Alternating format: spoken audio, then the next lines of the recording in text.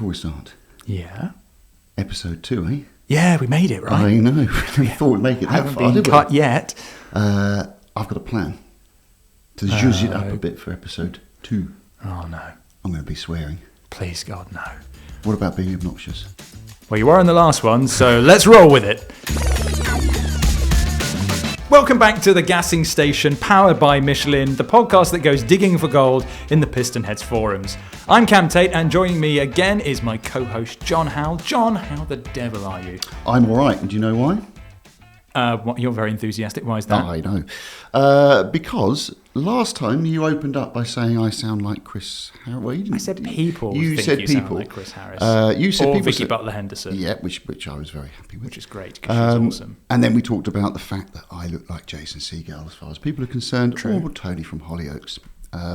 And the reason why I'm really enthusiastic and I'm fizzing, No. is because I found out who you look like. On Sunday, I was watching a well-known series on the BBC, Antiques Roadshow. Oh, is that still a What show? about that? Of course it is, don't be rude. There are people over the age of 13 listening to this podcast. Oh, I see. Even if one of the presenters isn't quite 13 yet. And there's a man on there called Mark Hill. All right. He looks like he looks like an older you. I wouldn't say he looks Okay. like you now. Right. He looks like an older you. But it's his mannerisms, exactly the same, and the voice. I sat there and I thought, close my eyes. Oh my God, Cameron's on the telly and without me. It's so yeah. I've not seen the mannerisms, but I have seen him, and he has white hair. Yes. With white eyebrows, but he does have glasses. If you're watching this, or if you've seen me on the PH YouTube channel, you'll know that I have dark hair with massive dark eyebrows, so we don't look similar. No, I said you would look similar. He was an older version of you. I see, right, Yeah. okay. Cam's got a lot of grey hair. I have got a lot of grey hair, yes, I'm 32, and it's, sometimes the stress does kick in. I tell you what, though, last time you offered up some suggestions of who you look like. I'm going to offer up, because it's only fair that I tell you who people often say that I'm like. So I don't get it as much at PH, but I got it at my last YouTube channel. Is it Marvin the Robot from Hitchhiker's Guide to the Galaxy? I don't know who that is. Is that... There's no reference here I can give, is there? No. There's no... Because that was... at least the modern version of that film was like 15 years ago, wasn't it? Yeah, but that was terrible. That was... Okay, well, there we go. So I used to get quite a lot of stick for apparently coming across like Richard Hammond. To be fair... Yeah, John? No, I'm not going to say it. Yeah, please don't keep it to yourself. The one I do get quite a lot, and I am so sorry, Henry Catchpole, I do get this a fair bit. Our mannerisms are very different, but I think the reason why people draw connections is because we both wear glasses and have dark hair. So the reason this has come up is... Is that really true? Honestly, so there was several years ago, I went to a... I'm not going to mention the PR, and I'm not going to mention the car because it will give it away. But I went to go and test drive a car, and the PR had said that I had come from Carfection, to which I had to say, no, I'm not Henry Catchpole. I am quite a lot shorter than him and significantly less talented. And then I actually had it recently so last week I was driving the BMW M3 CS Touring. Henry and I were both on the same launch, and as I pulled in, I drive a... And Henry Catchpole came up to you and said, He went, are you Henry Catchpole? He's like, oh my God, a mirror! I didn't know it was that short.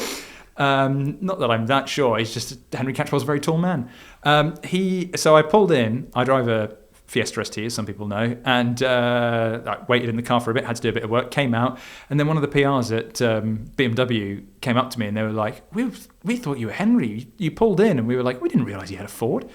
I think this is quite unfair. It's unfair on Henry, to be massively honest, because unfair. he's quite a good-looking chap. And he's very he's very fit. He does a lot of like cycling and stuff. Anyway, the reason I brought that up partly is because I was driving the BMW M3 CS Touring. Oh, lovely. Last week. Oh my goodness, what you've probably heard all the gushing, or I don't want to be that guy. You can go on to PistonHeads.com and read my review if you want to. But I had an immense amount of time. It's a fantastic car. Usual CS thing where you get in and everything's just a little bit better, and it just makes this package that just feels like the most complete M car there is.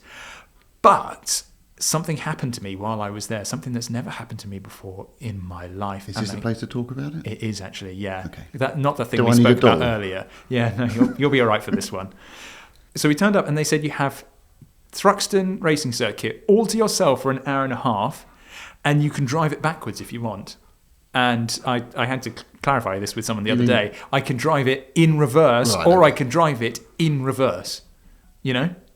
You mean the circuit? The circuit or the car, precisely. What about which was bizarre? If you did the circuit in reverse and the car in reverse, would that mean you're driving forwards the normal way around? Is that how physics work? Yeah, precisely. You'd be driving the normal way round. You'd Yeah. just be looking in your mirror the whole time instead of out the windscreen. Have you ever driven a racing circuit backwards? Because it's utterly bizarre. Not only did I drive backwards a little bit on the circuit, I basically had to go through the last chicane several times to get the right shot, which was just bizarre. Why would you want to drive the car backwards? Because instead of doing a whole lap every time to get to the photographer, I would drive the final chicane, turn around, go back. Enough. So it made sense. Although I did really want to go for a full lap, backwards, because that would have been hilarious. Thruxton's a really blooming quick circuit. Good lord! I mean, it is. So do you know fast. who holds the lap record there? Is it still Damon Hill? Still Damon Hill. And you've driven that circuit. I've driven that circuit. It's old school, quite narrow. There's so not a lot old of. There's not. No. If you go off, Yeah. you're going to hit something. Mm-hmm. It's also really difficult because it's incredibly flat. You can't really see a lot of what's coming up. There's quite a lot of cambered corners around the second half of the circuit. But you sort of.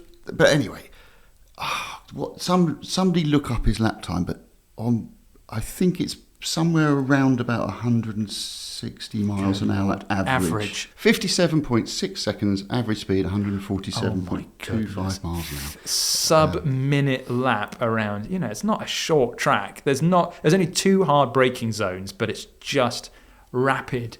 But yeah, average. I spoke to him about that. Oh, did you? Yeah. He said it was just because I said, "Were you really trying to go for it?" He went, "No, I just was." Frank asked me to do a filming day, and I just went round, and you don't go out and drive it slowly. Yeah. So I went out and drove it reasonably fast, but he wasn't really pushing to try and do the fastest lap. And that was back in 1992, so before 93. he was 93. Sorry, the year I was born. That was so. It was his first year in F1 then, because it's remarkable, because it's nothing. No one's ever gone there. Didn't he do your 92? That is correct. Sorry, yeah. It was I've outgeeked the geek. I've outgeeked the geek. He did a year in Brabham, or did some races in Brabham. It was Brabham. I've re-got yes, I've got it back. Right then, John, that was what I've been driving this past week-ish, but you've had something even more exciting. I have been driving the Lamborghini Temerario. Oh, yeah. The Temerario. That's it. The Temerario. Lamborghini, side note, they've been coming up with some slightly challenging names of late, because there's the Temerario. Tomato. There's the Sterrato. And there is the Revuelto. Revolting. I was at the launch of that, and they had to keep correcting journalists. When I went, and I'm not going to keep saying tomato all the way through, because that would just be silly, wouldn't it? It was hilarious the first time. It was hilarious, but now it's winning. But when I went to the launch of the Temerario, it is quite tricky to say. You do have to get your mouth around. Oh, that sounds right. It's. I'm really not trying to be rude there, but you do have to get your mouth around it. It's quite a long, sort of thick word to get, and you have to get your mouth around it. Describe it like that. But I have now got used to the saying the word. At the reveal, I hadn't. And I think because also I hadn't heard enough people say it. Once people start saying it lots of times, it goes into your brain. And then I remember it was at Ladbroke Grove. I remember I was going all the way down the train to Ladbroke Grove for about an hour and a half. I was trying to sit there and go, Temerario. And I couldn't, every time it would go, TVR, Temora, I just start going to all sorts of other things. And then that's when it just, in my head, it just stuck as tomato. And then I was thinking about the Revuelto. Yes. So basically, I went through that whole thing. Stefan Winkelmann was there, Mr. Boss of Lamborghini, and he's not really a man who you don't joke with.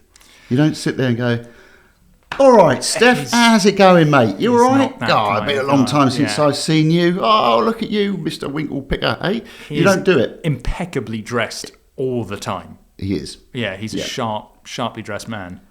But very serious. Mm-hmm. Oh, yeah.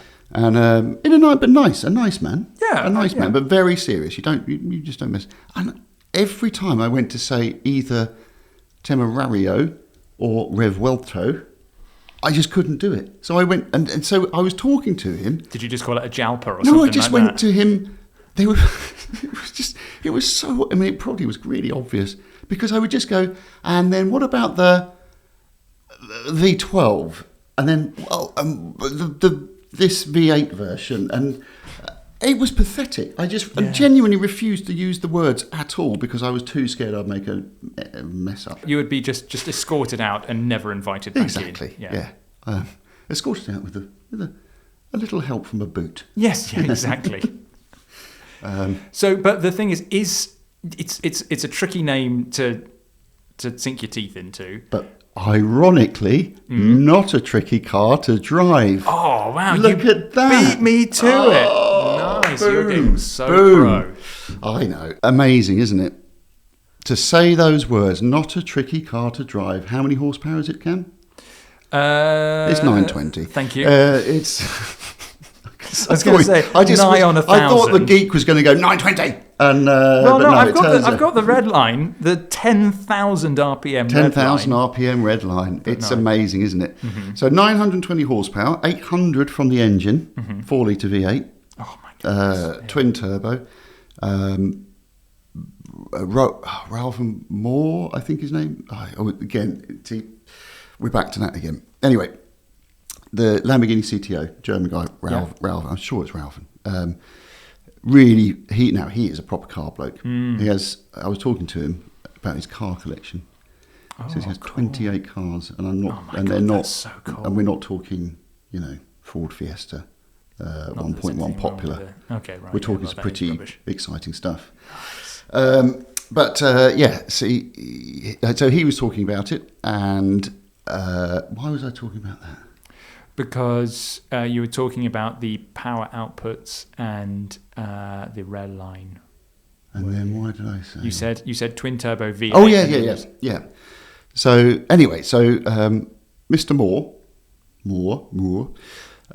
he said that they are the biggest turbos he could find off the shelf. I mean, he said like there are marine turbos and there are whatever, you can buy bigger stuff. But for automotive purposes, he said they are the biggest ones that we keep. They are built by IHI, and it's meant to be a hot V8 engine. Okay, right, but it's not a hot V because the turbos are so big they don't fit in the V. Oh my god, that's so cool! And there's two of them, obviously, and then that's supplemented by a motor between the old pancake motor between the engine and the gearbox. Plus, there's the two motors on the front axle, so it's still four-wheel drive. There's no drive shaft anymore, though, going to the front, or prop shaft, because in there is the battery pack that powers the motors, which I think is 3.4 kilowatt hours. If my memory is that's very good journalism, right there, John. Yeah. And it's but anyway, so it's massively powerful. It has a flat plane crank V8 that revs to 10,000 RPM. That's just ridiculous. That's the kind of the big selling point, really, isn't it? Because when you say, we're getting rid of a V10, a naturally aspirated V10 that is just such an incredible motor. I've got some things we're going to come on to. Okay, but yes, the 10,000 RPM is the thing that's kind of gone like, look, sorry, we're taking away the V8, sorry, the V10, but 10,000 RPM V8. Yeah, the red line is an amazing feat. But the whole point is this ridiculous 920 horsepower. And bearing in mind, when I went to drive the Ferrari 296, 830 I thought was crazy. Yeah. I mean, obviously, I know, there were Rimacs and all sorts of things with Koenigseggs for 2,000 horsepower, but this is the entry-level supercar. So that's a very different thing, to start talking about those sort of figures. But I just couldn't believe how easy the car was to drive, which is where the irony and its very tricky name, very easy car to drive. At Estoril circuit, I do have a reasonable knowledge of, quite a quick circuit. And this is the interesting thing, to show just how powerful that car is. It's at the end of the straight, and bearing in mind, we're braking quite a lot earlier than the car could do. It's a fairly long straight, and It's there's quite a run onto this. There's a big bank corner onto the straight, is it not? Ayrton Senna Parabolica. Oh, great! Which is quite, that's cool. Yeah, and it's a tricky corner to master to get the exit right, because a lot of understeer in the corner, and then so you're going onto the straight from that, which is quite a tricky corner. I'm also following a lead driver, one of Lamborghini's test drivers or paid for drivers to lead us out. The point being, he was being very cautious in the braking zone. And I looked down, so with all that in mind, not necessarily maxing the exit and braking quite a lot earlier than the car was capable of. I happened to look down and see that the speedometer, how much do you reckon? End of the straight, you're probably nudging... In kilometres now. Oh, goodness. To 60 Ks? 300 Ks. Oh, my God. Good Lord. So I when I looked at it, it was 295. And then obviously I didn't then brake while I'm looking at the speedo. I looked up. So it would have been doing 300. I'll get you a translation of what that is in miles per hour. That's 186 miles an hour. Yeah, so not far off 200. And if you had maxed the entry onto the pit straight and you'd maxed the braking, touching 200. And I know, because I've listened to Michael Schumacher talking through his 1991 or 92 Benetton Ford lap around the Estoril circuit, and he said at the end of the pit straight we were touching 200 miles an hour. So now I know people go, but they've got lots of wings and drag and everything else. I know, but it's still a feat to get a road car. Precisely, and also the idea that loads of supercars do 200 miles an hour. The 200 mile an hour barrier was kind of smashed decades ago. What's incredible is that it can do that on a lap of a relatively new, like a Grand Prix circuit, basically. It's not a Grand Prix circuit now. That is rare. That's incredible. You really usually need rare. a runway to really go for it. So yeah. So that was amazing. The other thing that's amazing is the 10,000 RPM limit, because genuinely you have to calibrate your ears to it. And it wasn't just me saying this. There was other journalists saying it, and even Mr. Moore, who designed the car, said, when I first tried the engine, well, he didn't design the car, he's a chief technical officer, but he said, when I first tried this car, which was developed under my sort of tutelage and instruction, he said that you end up changing up too soon, too early. Yeah.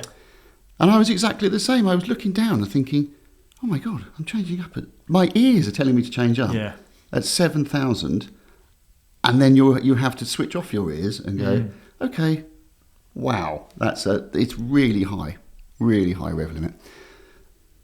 I really like this car. Right. And I'm a bit cross.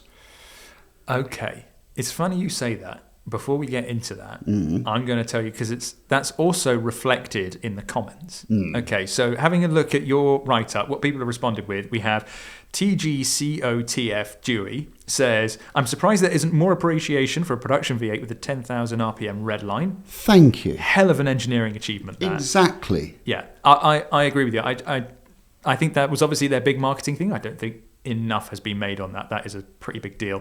CH80 says, utter disappointment. Lamborghini have taken steps back in almost every area. Looks not a patch on the Gallardo. Sound not a patch on the NAV10. Weight, what? 1,700 kilograms dry?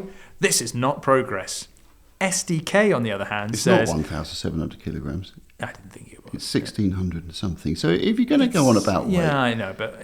be precise. Don't round up. SDK, however, says the progress is how the updated suspensions, chassis and tyres hide the weight. As always, drive it before writing it off. Again, which is exactly well what done, you've SDK. done. Thank you very much. Voice of reason right there. How does that make you feel, John? To be honest, I was genuinely gobsmacked by the comments. I really thought that an audience like PistonHeads would appreciate that car for what it was.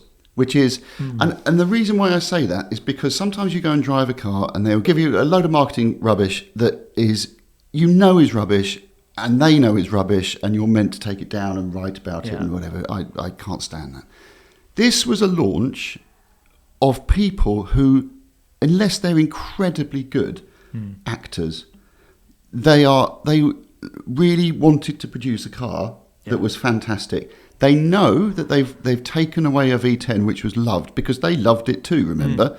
But for whatever reason, legislation and other things, they couldn't do it. But they didn't, and they even contemplated pinching the V8 that goes in the Urus and the Porsche and Bentley V8s. But they didn't.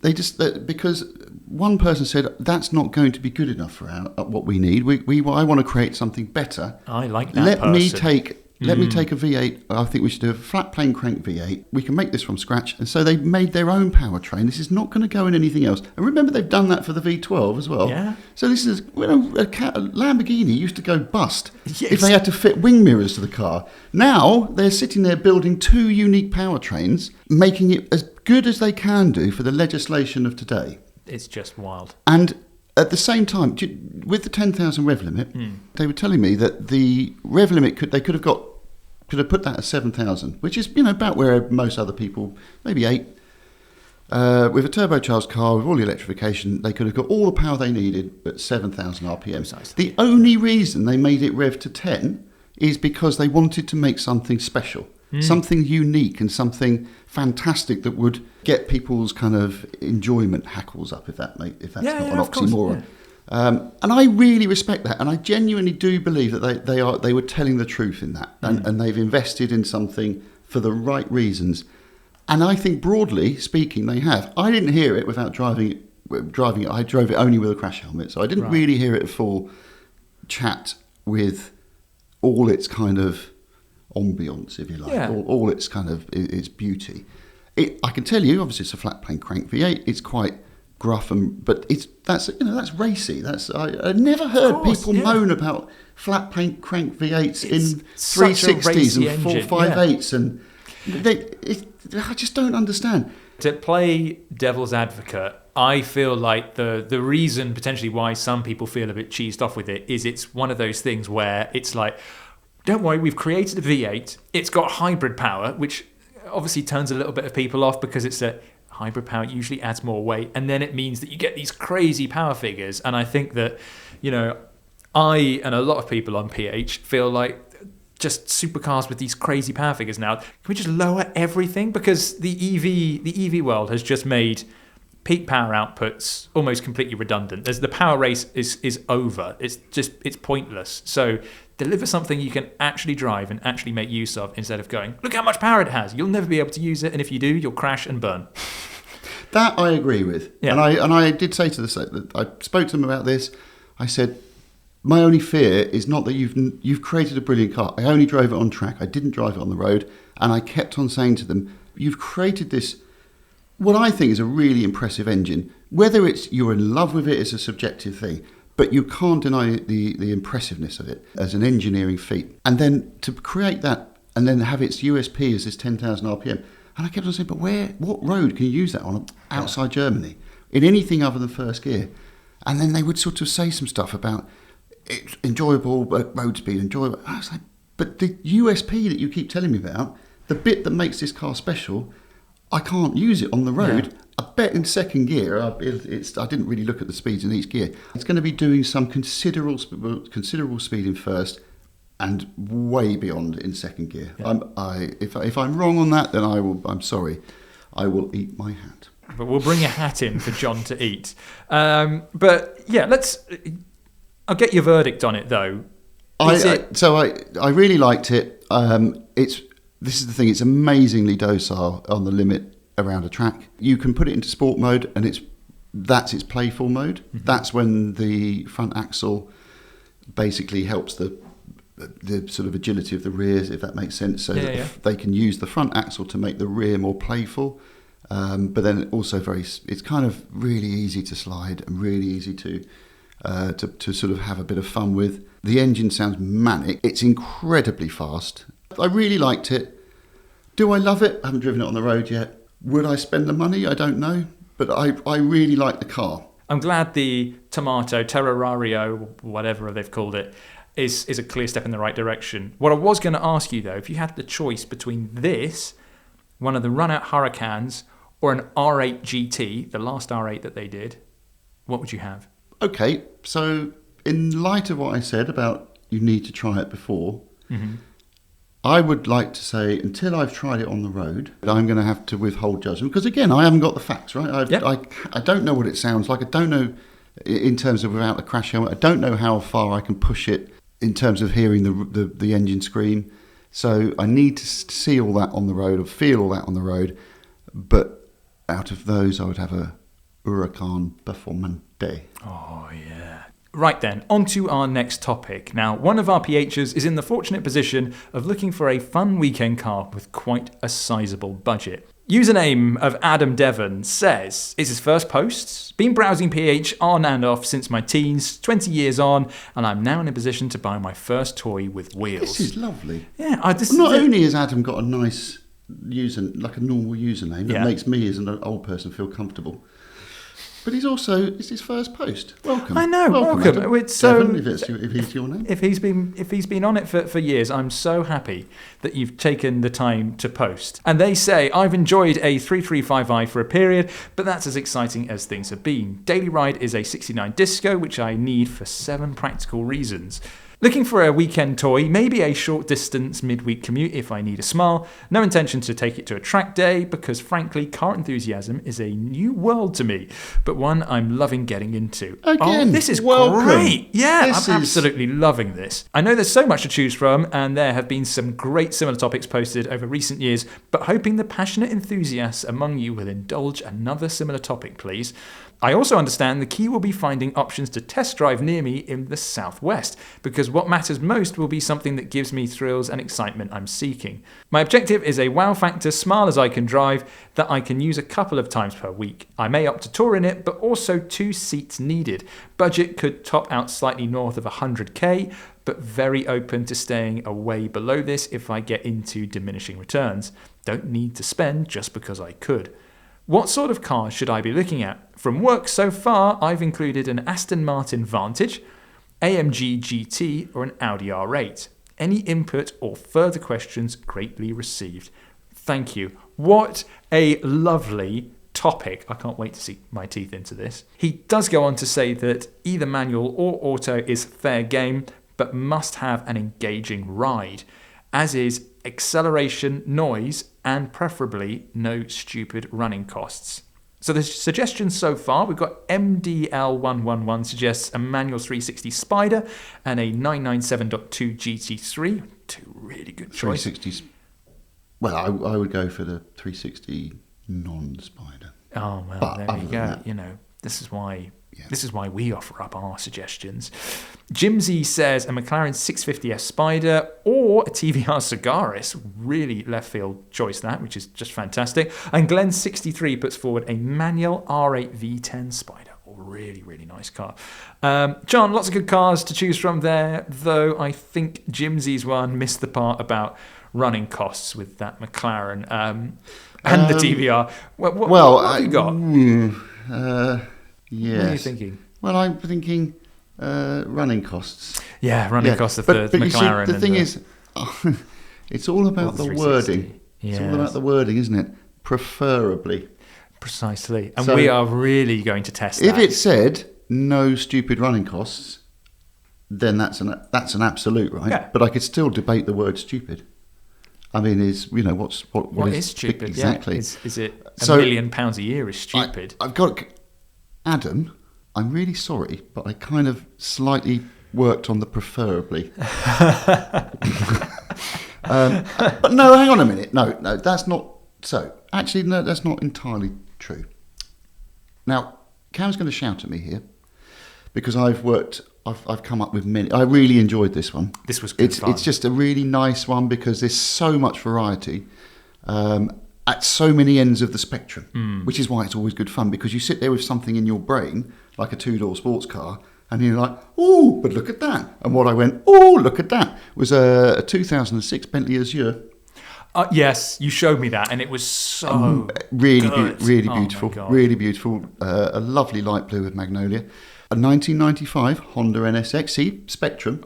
This is covering all bases. Great And that's a car. manual as well, by the way. What else have we got? Ferrari 430, which I'd actually, to be fair, I love the 430 to drive, but I don't like the way it looks. I would have It's a coming 360. round to me, the 430 now. I didn't like it when it was It's new. so but bad. It is a lot better than the 360. Yeah. I just don't like the looks. I get it. So anyway, I thought I'd put it out there. Something that's, I don't know, again, where does this fit into the running cost? 2019 DB11 Volante.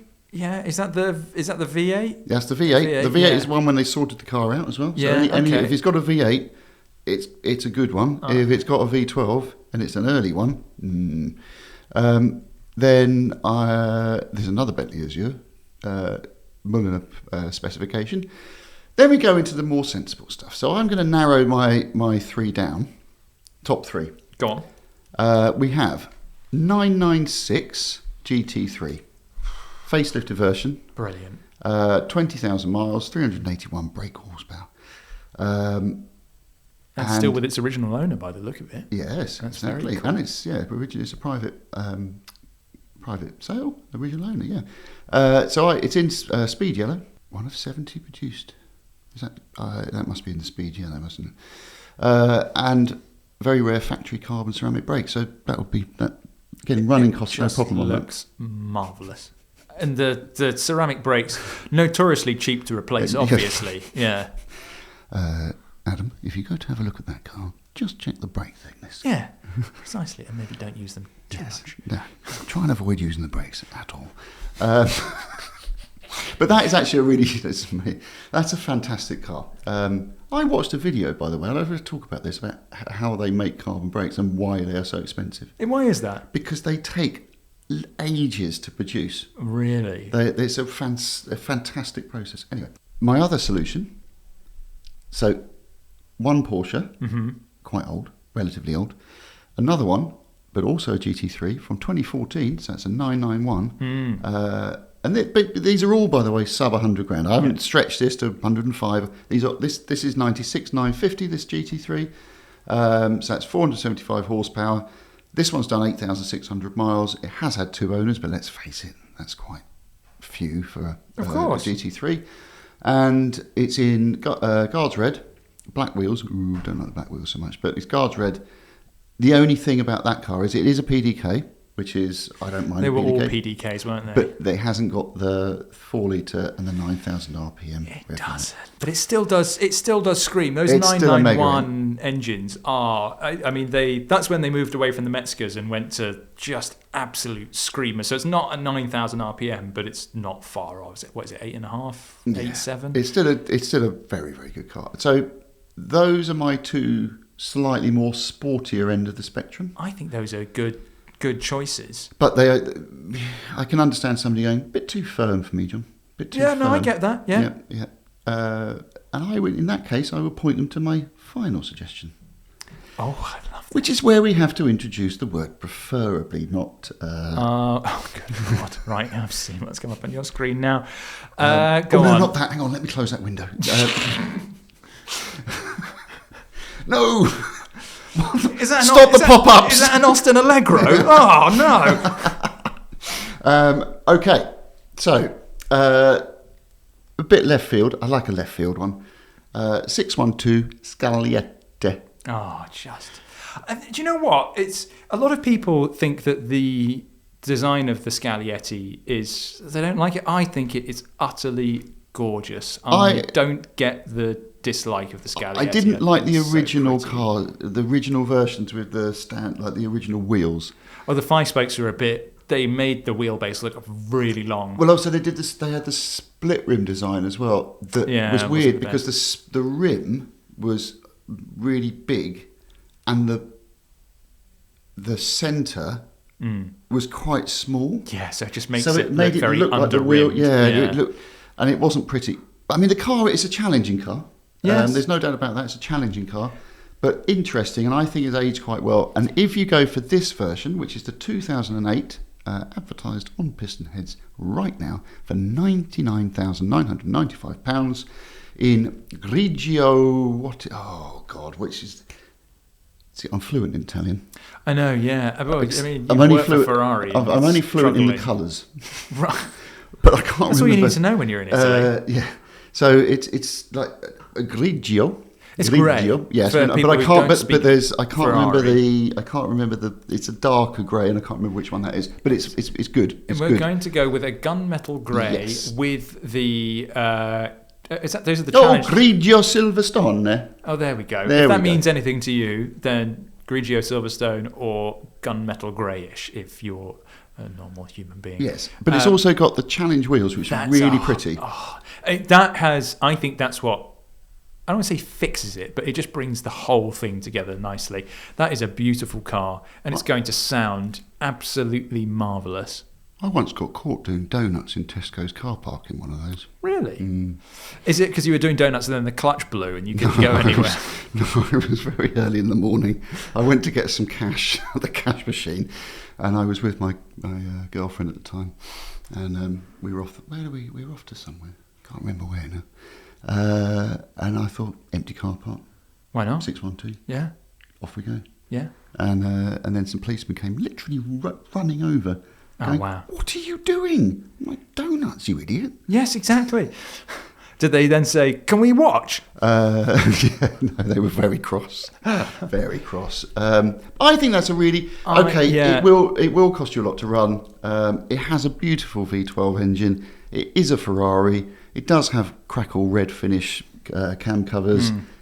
It's a great car. And it's also... But the reason why I've included it is because it's more at the touring end of the spectrum. True. If that's what you're looking for, and you've got the extra bonus of 2+2 seating. I think that is a car. As always, Cam, at this stage of proceedings, in our little, I like to think this is our kind of challenge, and one of us has to win. Yes, and I would say I've won. I haven't even listened to your stuff yet. I tell you what, that is a blooming good offering, because that's. Do you know what I think of with that is I would wake up in the morning. Do you think of?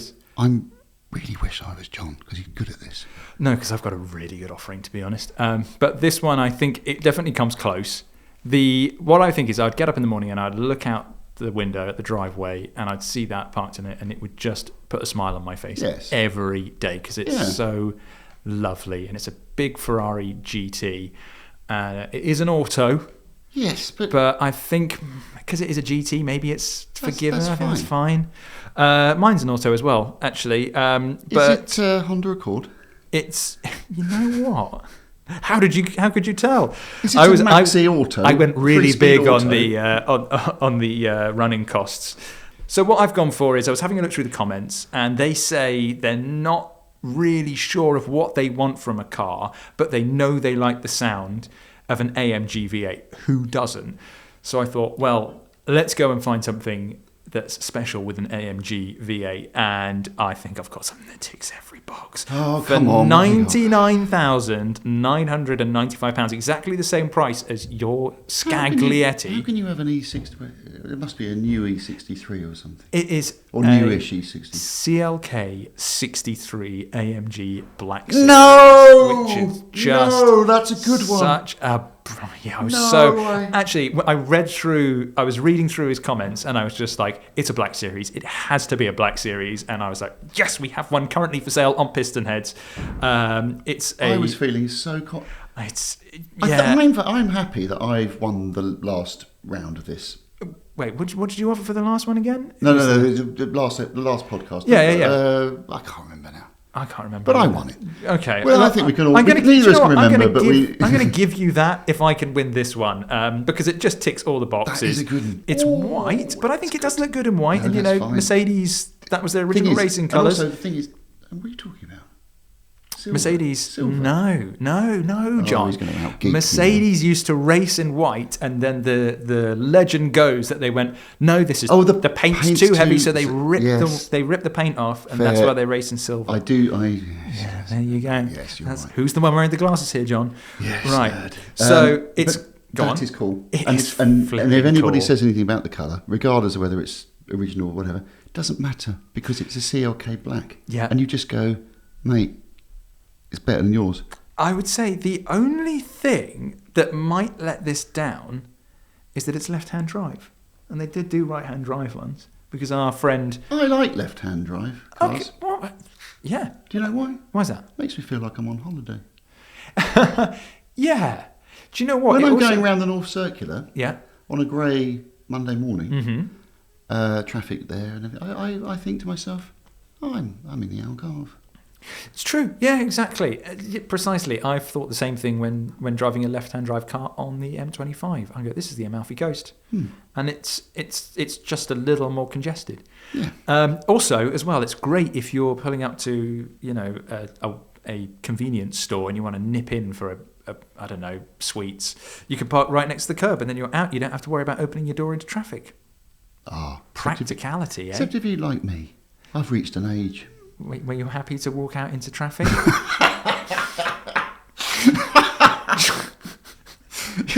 John, Until I'm happy. You're doing all right. It's a safe space. It's not that I'm happy to walk out into traffic. It's just that I kind of I forget where it is, and it's like, is the shop this way, dear? Yeah, just no. I forgot they have to come out and greet you and go this way.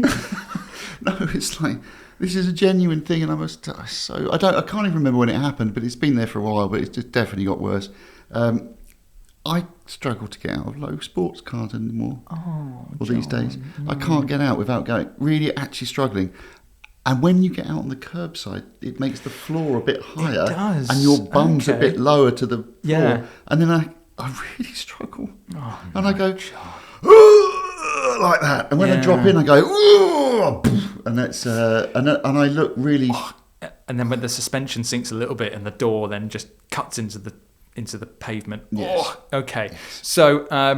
So if you struggle to get in and out of the car, maybe John's choice is better. But if you are spring chicken, this one's got 30,900 miles, one previous owner, and a file full of receipts to confirm it's been serviced on time every time, without concern to cost, which is exactly what you want to hear from a very rare, very limited edition CLK Black Series. I think it's such a great fit, and it's a great car to go touring in. Like I said, we've got our friend Horsepower Hunters, Thomas Howarth, uses his all the time, and you'll see him a lot at Sunday services. It's a really good little all-round car. Go on. Is that the only car you've offered? It is the only car because it was so good. It's like getting the McLaren F1 in 90s top trumps. So if you want to weigh in on this, I'll leave the link to it somewhere in the podcast description. You can jump in. You can go, yeah, Cam's choice is great. No, John was the best. Or just submit your own. You can also check out... I don't do bribery, but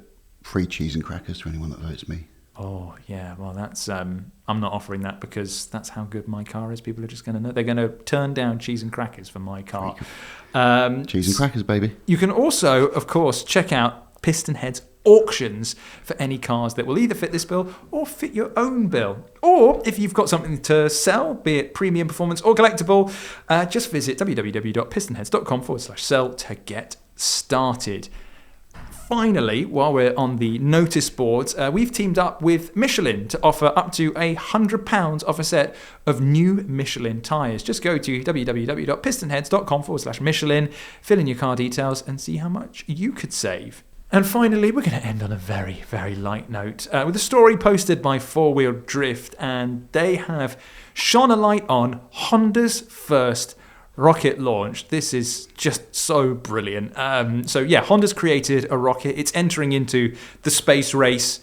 Not that there is a race to get into space, but it's getting a little crowded now. But anyway, so it's created this little rocket. It got to an altitude of 890 feet, which is about knee-high, before touching down a minute later. Honda says the whole point is to cater to, apparently, the high demand for satellite launches. So loads of companies are wanting to get satellites into space, not enough rockets to go around. Honda's wanting to join the party. And it just makes me wonder, what is the limit to Honda's ambition? Because... well, it creates the Asimo robot. It creates... Asimo. I know. Little Asimo. Do you miss Asimo? Yeah. I mean, we've had the Daleks and all those kind of things, and then Asimo came along, and it's like... It's like the robot equivalent of the Ewoks. You're trying to give him a cuddle, don't you? I know, yeah, pick him up. It looks like he'd be quite Having said that, painful and heavy. But do ask for permission before you Yes, cuddle. ask for permission before you cuddle Asimov. Not that you'll be able to now because they've retired him. Have they? What do you think? Yeah, or retired it. I don't know where Asimov's gone. But yeah, I don't think he does the rounds anymore. I think he's been... I bet he'll come out. Do you think he's been boxed up like the Ark of the Covenant in the Raiders of the Lost Ark? Yeah. It's just been put in a storage cupboard. That's made me sad, actually. Sorry, coughing. But yeah, Honda Rocket. John? He'll come out again like my ZX Spectrum. You have a 48k, not 16. Have you got a ZX Spectrum? Have you bought it out I've still got recently? the printer. Really? I used to print about 4-inch long roll of silver printing. I bet it paper. makes a fantastic noise. What, the printer? Yeah. It's like... I thought so. Yeah. Yeah. I got my Dreamcast out recently. I bought Dreamcast up in the last episode. I got mine out recently, and it's just... I don't know what that is. Sega Dreamcast. It was the last games console that Sega made in the 90s, and they didn't make many of them, and I've got one, and it's kind of one of those rare but nobody cares. But it had some really, really, really good computer games on it, like Sega Rally 2. And I've still got mine. Works like a dream. Excellent. Yeah. Excellent. Who brought this to your attention? I was just digging through the forums, and I came across Four Wheel Drift's post, and it's great. Oh, so it's Four Wheel Drift. Four Wheel Drift who found this story and posted it on the forums. Can I say, Bravo. congratulations. Yeah. And thank you. I don't know if we're going to have star prizes, but you should get the star prize. Yeah. I don't know. Cam will send you some of his boxes or something. Oh, God, no. Signed. You signed by me? That'd be weird, wouldn't it? John, can you sign my pants? But this has given me so much joy. I can't describe, because if you haven't ever seen, if people are listening, and of course I'm sure many people haven't seen this, just look up Honda Rocket. I don't know, find it on YouTube or whatever. Just look at it. It's joyous, because first of all rockets there's a funny connotation to rockets. They do look like, certain thing. And the big ones, look like Dr. Evil's kind of special spaceship shapes, from the his special shapes rocket, which looks a little bit like a thingy. It does, yeah. That's probably the best way of putting it. Well, that's off Blackadder. Stole it. Oh, yeah. I found a turnip. It's exactly the same shape as a thingy. But this one, the Honda one, like Asimov was quite small. I never saw Asimov in real life, but I imagine him to be quite small. I've seen Asimov. He's quite small, yeah. Though this rocket looks quite small. I don't know for sure because I haven't got the context of other things around it, but it looks quite small. And instead of it being a quite large sort of Dr. Evil style thingy, it looks like something small that you may have bought from Ann Summers. Blasting off. It does have a certain bullet-like quality to it. Yeah. Exactly, which you wouldn't really expect from Honda, to be honest. I wonder if, though, they put Asimov inside of it. And I wonder what the inside of a Honda Rocket would look like, because it's, their interiors are known for being sturdy, but not exactly... clear dials, though. Clear dials, yeah. I expect the touchscreens to look like they... from like Windows 98 or something, yeah. Or that'll come from the 90s. But very, clear dials, and the heater controls from basically all Japanese cars had, where it seemed to be a Nissan, a Toyota, or a Honda. The sliders. Oh, great! Love those. Circulation. Yeah. Left, right. Yeah. Are those for like the rocket boosters? So if you want to go left or right, you just have a little plasticky slider. Yeah. If Asimov's let one off, you just put it onto fresh air. And then, but also, so it looks small. It looks like a Ann Summers appendage, and but it's the way it takes off and lands. Because it's so Thunderbirds. It's so Thunderbirds because it's like as it takes off, and it does land back in the same place. Does, I mean, that is. Yeah. I'm not minimising this. This is. I'm sure Honda have put lots of engineering. Achievement. Yeah. Like anyone who does that deserves massive credit. But it's just, it looks so funny, and like you say, it just goes up 800 feet, so not very far, and then it comes back down, and it's like, at one point I thought, oh my God, it's burst into flames, because it just disappears into a cloud of smoke. Yeah. But the thing is, the smoke doesn't look real. It looks like sort of fake Thunderbird smoke. So there's that bit, so it's hilarious. The whole concept I find hilarious, and joyous to watch, but it does look it just looks stupid.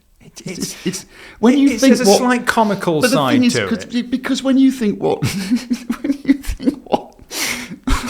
Blue Origin and SpaceX are rescuing people and putting people up into actual space. And there's Honda. The Blue Origin with Asimo going off into space in this little Ann Summers vibe. Could you imagine at the window just waving? It feels on a different scale slightly. It just feels on a very slightly different scale. But I love it. I really, and do you know why I love it so much though? I really love it because the other people I just mentioned. Yes, yeah. The SpaceXs and the Blue Origins of the world. Yeah. Now, Elon Musk. Love him or loathe him, and we're not here to, you have your own opinion. But he did sort of self-style himself at one point with his Twitter profile picture. He did have a white cat that he was stroking on and he was wearing a black suit or something. And recently Ernst Stavro Blofeld style. Yeah, he recently also did come to I think it was a cost-saving measure in the government with a chrome-plated chainsaw. Yeah. So just observations. Yes, just observations. But if we were to take the same view of Honda, just observations. I've not seen them with any chrome-plated chainsaws. No, I haven't yet. And you can't imagine it, can you? No. Can you imagine any Honda executive coming out with and they make chainsaws. They do, yeah. So actually, I could imagine it, but in a very different context. Precisely. Asimo comes out with a chainsaw. We have a very new chainsaw, and it's brilliant, because it will be brilliant, because it's Honda, and it will start every time, and it will cut through loads of things every time, because that's what Honda do. Oh, yeah. And that's the difference. So do you want the people to rule space to be chainsaw waving, or the people that make the Honda Jazz?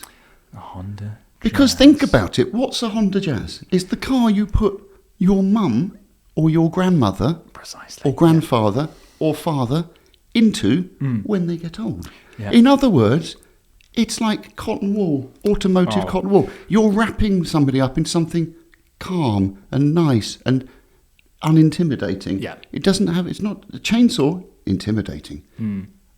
Honda or not. You but get inside a Jazz and it's like, everything's going to be okay. You're going to get to your destination at some point. The Honda Rocket is not saying, we're going to take you to Mars and it's going to take 3 days. The Honda Rocket is going to get you there, and you will be considerably older than you were when you left, but you're going to get there in one piece. But also, it's just calm. But if you're still missing my point. It's not about the reliability. I think that's a good part of it, though. I mean, that's fair enough. With a rocket. Yes. To be fair, there is a point. He has a point there. But it's not just about the reliability, it's about who, because if you imagine somebody is going to rule space one day, aren't they? And who do you want to be the ones above us ruling us? That means they can sit there and spy on you with satellites, laser beam you, pew, pew, like that. Yeah. Gone. And who do you want to be in charge of all that? Honda would be great. Chainsaw? Honda with its... Yeah. Or Honda.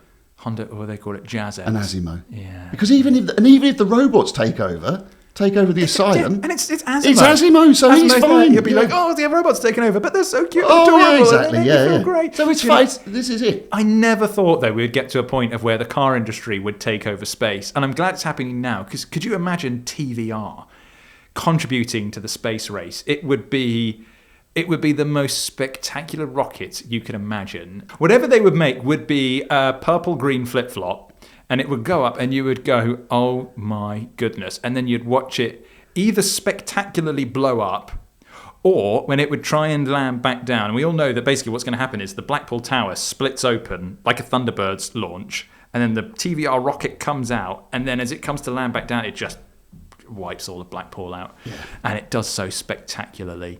You wouldn't get that far. No, I don't think it would. It would be sitting on a launch pad. It would be sitting on a launch pad, and the alarm would be going off. It would. And then it would stop 30 seconds later because it has to. And then about 10 seconds after that, the alarm would go off. The astronauts wouldn't know how to get in because the door handles would have been hidden somewhere. Yeah, exactly. Yeah. So, somebody's Scotch locked the immobiliser together. Oh dear, that's no. Hang on. Anybody know an auto electrician? There's just lots of drawings of and then also, thingies under this dashboard. And while they're waiting for the auto electrician to come along, be like, hang on a minute, a rocket's meant to be made of fiberglass. Aren't they meant to be metal? This seems a little... I don't think this rocket is designed to actually go into space. Thank goodness for Honda. Well, John, that's another episode, and I don't think we've got into trouble for this one. Really? Yeah. We're actually finished. No, please, for goodness sake, do not do that. But thank you ever so much for listening to this latest episode of The Gassing Station, powered by Michelin. Please, if you've enjoyed listening to this, leave us a 5-star review on your podcast platform of choice. And if you want to write something down, that would be great too. John, anything you want to add before we depart? Do not swear. Oh. See you next Tuesday.